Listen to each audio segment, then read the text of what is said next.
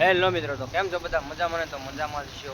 આજે આપણે જૂના સાવર ગામમાં ગઈકાલે બહુ જોરદાર વરસાદ પડવાથી ભયાનક પૂર આવ્યું હતું.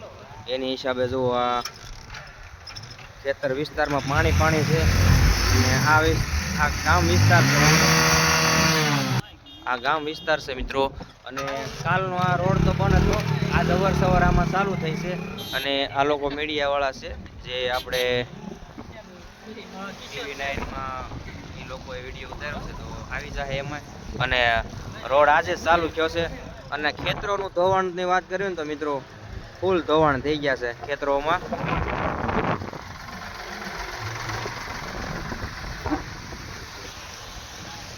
આજે પાણી તો એટલું જ છે. કાલે આ બધું રોડ વિસ્તાર બધો બંધ હતો. તમે આમ જોઈ શકો છો કે કેટલું આમાં પાણી આવેલું હોય છે એમ. જુઓ તમે, આપણે આગળ જઈશું, તમને ત્યાં પણ તમને બતાવશું. તો મિત્રો આપણે આગળ જઈશું કે આ વિસ્તારમાં કેટલું પાણી આવેલું છે. તો આ તમે જોઈ શકો ને. તો આ રોડ કાલે તો બધું જામ હતું, બધું આ ખેતરો બધા તમે જોઈ શકો છો. આ રોડ તૂટી ગયા છે. તો આગળ જઈએ છીએ મિત્રો, તો બન્યા રહેજો આપણા વિડીયોમાં. અને આગળ જઈએ છીએ આપણે તમે જોઈ શકો છો આ ગઈ રાતે આ 4 વ્હીલો અહીંયા આવી હતી રેક્સ્યુ માટે. અને આ જો પાણીની હિસાબે આમાં ફસાઈ ગઈ છે, બહાર કાઢી કે નથી. તમે જોઈ શકો છો આ બધું પાણીમાં ફસાઈ ગયું છે. અને આ વિસ્તારમાં લોકો જો આ ભઠ્ઠીઓ વાળાનો સામાન હતો, આ બધું અહીંથી કોલસા ટૂંકમાં આ લોકો અહીંયા પડે છે, એ બધું લોકોને તણાઈ ગયું છે. બહુ ઝાઝું નુકસાન થઈ ગયું છે. અને હવે આપણે લોકો આમ મિત્રો થોડોક આગળ જઈએ, કેમ કે પાણી જેટલું છે હજી આ વિસ્તારમાં. કેમ કે તમે જોઈ શકો છો કે અંદાજથી તમે આમ જોઈ શકો છો પાણી કેટલું આવેલું હશે એમ. તો મિત્રો પાણી તો હજી એટલું છે. અને આજુ આ આપણે સાવરકુંડલા રોડ છે. આ સાવરકુંડલા રોડ ઉપર કાલે એમ માનવામાં આવે ને તો આપણને કડે પાણી થાય ને એટલું આ રોડ ઉપર પાણી જતું હતું. અને આ રોડ બંધ કરી દેવામાં આવ્યો હતો. આ કાકાની આવ્યા છે પાણી જોવા. અને પાણી પણ હજી પાણીની આવક ચાલુ જ છે ઉપરવાથી. તો હજી પાણી કેટલું આવે એનું કઈ નક્કી નથી.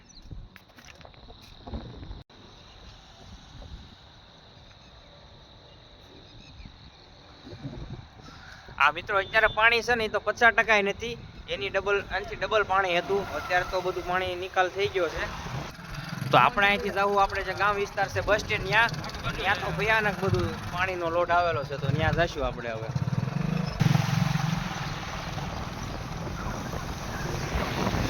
તો આપણે જઈ રહ્યા છીએ બસ સ્ટેન્ડ તરફ. તો ત્યાં જઈને તમને ત્યાંનું લોકેશન બતાવશું કે ત્યાંનો માહોલ કેવો છે અત્યારે એમ. તમે આ ઓવાળ જોતા તમે જોઈ શકો છો કે આપણે ગઈ રાતે આમાં કેટલું પાણી હશે એમ. તમે અંદાજે તમે જોઈ શકો છો. જોઈ લો આ બધું દ્રશ્ય. અને અહીંયા જુઓ કેવડો ઓવાળ છે, એ પ્રમાણે તમે જોઈ શકો છો. અને પાણીનો હજી નિકાલ નથી થયો, કેમ કે પાણીની આવક હજી ચાલુ છે એટલી. જુઓ અહીંયા પાણી કેટલું જાય છે, જોઈ લો.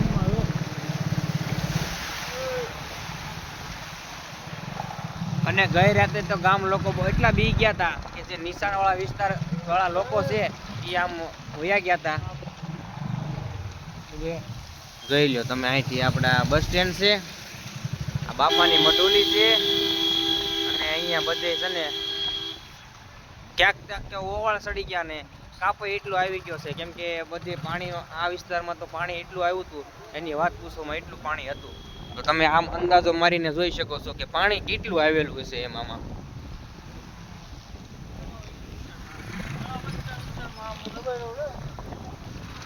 જોઈ લો તમે મિત્રો, આમાં કેટલું પાણી આવેલું છે.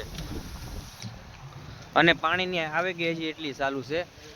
આ મિત્રો કેરાળા ધાર જવાનો રસ્તો છે, એ પણ આગળ બંધ થઈ ગયો છે. કેમ કે પાણીની હિસાબે બધો રસ્તો બંધ થઈ ગયો છે.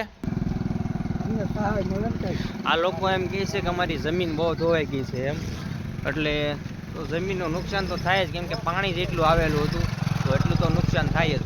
તો હવે અહીંથી આપણે થોડાક જઈશું આગળ, ત્યાં કાંઈ પણ હશે તો તમને બતાવશું. તો બન્યા રહેજો આપણા વિડીયોમાં. મિત્રો માલઢોર વાળાની વાત કરવામાં આવે ને, તો કેમ કે અત્યારે તો એ તો લોકો બહુ તકલીફમાં છે. કેમ કે અત્યારે કે નીણનું કંઈ સરે એમ તો છે નહીં. અને નીણું જે હતી એ બધી બગડી ગઈ છે વરસાદની હિસાબે, પાણીની હિસાબે, એટલે એ લોકો બહુ હેરાન છે. તો અહીંથી આપણે જઈશું થોડાક આગળ, તો બન્યા રહેજો તમે.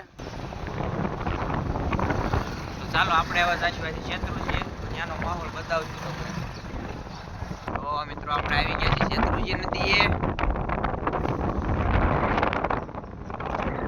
હા છે મિત્રો શેત્રુંજી નદી. આ ગઈકાલે શેત્રુંજી નદી છે ને એ અહીંયા ઝાલકુમારીના પુલ ઉપર પાણી આવતું હતું, એટલું હતું.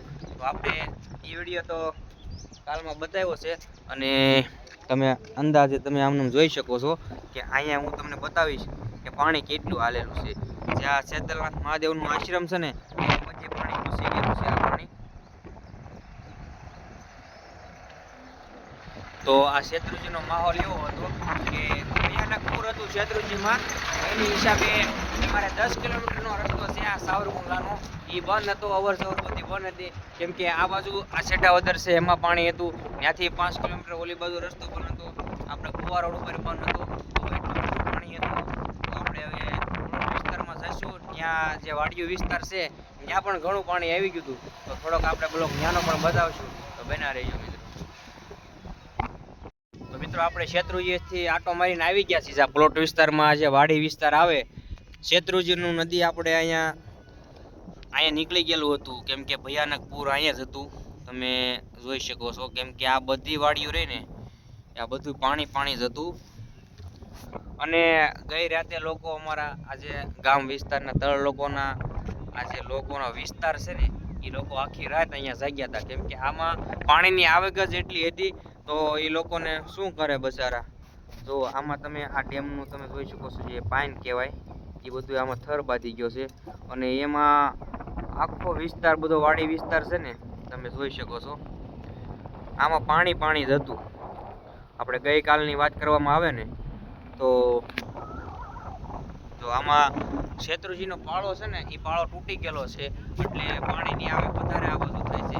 એમ અત્યારે જે પાળા તૂટલા જેમ છે ને એટલે વાંધો નથી આવતો, કેમ કે પાણીનો નિકાલ થઈ જાય છે મિત્રો.